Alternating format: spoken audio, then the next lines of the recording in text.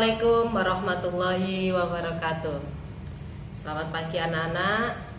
Hari ini saya akan memberikan materi tentang tata tertib siswa dan SKK. Tata tertib siswa di Madrasah Tsanawiyah Ma'arif ini ditetapkan ketika kita sekolah di madrasah. Tapi tetap akan saya beritahukan. Sebelumnya, biar kalian kenal dengan saya. Nama saya Nur Azizatur Rohmania. Saya di sini mengajar mata pelajaran IPA. Baik, untuk tata tertib sekolah yang pertama berkaitan dengan masuk sekolah. Ketika pembelajaran tatap muka, biasanya masuk sekolah pada Madrasah Tsanawiyah Ma'arif NU Bangil, jam belajarnya efektif pada jam 6.30 sampai dengan 12:10. Semua murid harus hadir di madrasah selambat-lambatnya 5 menit sebelum pelajaran dimulai. Murid yang datang terlambat tidak diperkenankan masuk kelas, melainkan harus melapor terlebih dahulu kepada guru kelas atau guru piket dengan membawa buku SKK. Tata tertib berikutnya berkaitan dengan absensi atau ketidakhadiran. Yang pertama, murid absen hanya karena sungguh-sungguh sakit atau keperluan lain yang sangat penting. Yang kedua, urusan keluarga atau pondok harus dilakukan di luar jam sekolah. Yang ketiga, murid yang tidak masuk sekolah atau absen dengan alasan tertentu harus ada keterangan. Apabila karena sakit, maka harus ada keterangan dari dokter, puskesmas, atau balai pengobatan. Yang keempat, murid tidak diperbolehkan meninggalkan madrasah selama jam pelajaran berlangsung tanpa seizin kepala madrasah, BP, atau guru piket. Yang kelima, murid absen selama 7 hari dalam 1 semester tanpa ada keterangan tertulis atau 10 hari dengan alasan bukan karena sakit, maka diperbolehkan mengikuti ulangan semester dengan mendatangkan orang tua atau wali murid yang bersangkutan. Yang keenam, apabila setelah surat pemanggilan berdasarkan nomor 5, orang tua wali murid tidak mengindahkan atau tidak bisa hadir, maka murid yang bersangkutan diputuskan drop out oleh madrasah tanpa surat pemberitahuan kepada pihak orang tua atau wali murid.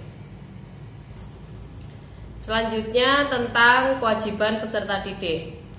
Kewajiban peserta didik ini ada beberapa, nanti kalian bisa baca di sini, saya tidak akan membacakan. Kemudian ada tentang hak-hak peserta didik. Salah satunya mengikuti semua kegiatan baik yang bersifat ekstra maupun kurikuler. Selanjutnya berkaitan dengan pakaian atau seragam. Pakaian atau seragam ini dipakai ketika masa sebelum pandemi atau nanti ketika sudah mulai masuk new normal. Semoga saja nanti di bulan Januari kita bisa masuk sekolah dan kita berseragam. Nah, anak-anak nanti bisa melihat ketentuannya di sini. Kemudian berkaitan dengan berkaitan dengan pelanggaran dan klasifikasinya. Ada 3 kelompok pelanggaran, kelompok A, kelompok B, kelompok C. Silakan dipelajari, ini materinya saya berikan, dan juga silakan dibaca tentang sanksi yang ada di madrasah. Berikutnya saya akan menjelaskan tentang pengembangan diri. Pengembangan diri bertujuan untuk memberikan kesempatan kepada peserta didik mengembangkan dan mengekspresikan diri sesuai dengan kebutuhan, bakat, minat yang ada di peserta didik. Pengembangan diri yang ada di madrasah ini ada dua. Yang pertama pembentukan karakter, yang kedua pengembangan potensi dan pengekspresian diri. Pembentukan karakter di sini di madrasah dengan membaca surat atau ayat Al-Quran pada jam pertama setiap harinya. Selain itu di Madrasah Tsanawiyah Bangil ini juga terdapat SKK. SKK atau syarat kecakapan keagamaan. Di dalamnya terdapat beberapa doa-doa harian dan surat pendek yang harus dihafalkan oleh semua peserta didik. Ketentuan pelaksanaan SKK sebagai berikut. 1. Pelaksanaan pembimbingan lebih bersifat personal antara siswa dengan guru pembimbing. 2. Pengujian kecakapan dilakukan oleh pembimbing SKK. Ketiga, ketuntasan SKK menjadi persyaratan untuk mengikuti ujian semester pada setiap tingkatan. Yang keempat, hasil pengujian diterbitkan rapot khusus tentang SKK, yaitu rapot khusus kecakapan keagamaan.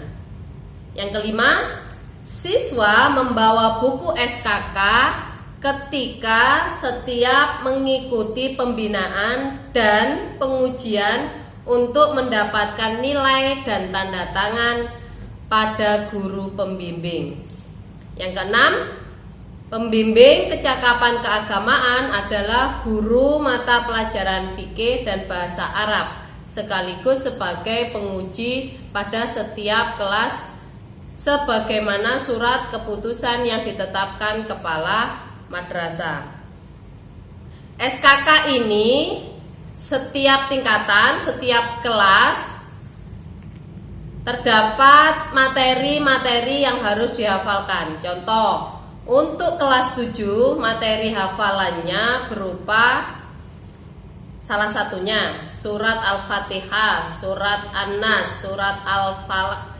Ini termasuk surat-surat pendek. Kemudian di dalamnya juga ada lafadz niat mengeluarkan zakat fitrah, lafadz niat puasa Ramadan. Anak-anak bisa melihat di sini di materinya. Di sini akan saya tunjukkan dan kalian harus mampu menghafalkan ini di kelas 7. Ketika naik kelas 8 nanti ada materi hafalan yang lain sampai di kelas 9. Baik anak-anak, untuk tugasnya yaitu sebutkan SKK yang terdapat di kelas 7. Sebutkan minimal 10. Ya, silakan ditulis di buku tulis. Jangan lupa di lembaran itu diberi nama dan kelas. Kemudian difoto dan dikirim ke nomor WA Bu Aziza. Paham?